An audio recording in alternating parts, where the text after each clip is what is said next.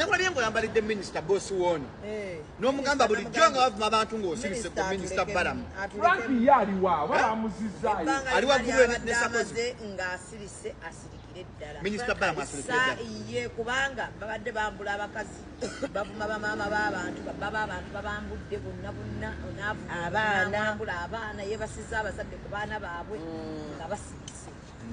Kakati buli gavumenti lwegana okukola omulimu gwalyo bannansi b'ekyalo batandika okukola gavumenti geino ate nno ne bageza basibako omuntu omu kwabo abaakubye ffenna nga tukusukisa emisango gyaffe.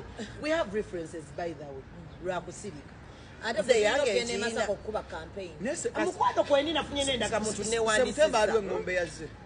You abuse the person I love. We come. Sigala mmotoka I report. Kati yenkola. Tusanze ku boda. Scripture mujimaleyo. Bwetuba tukusanze ku boda fene tufulume mmotoka. Obanga avaamu ngongero tuvuma.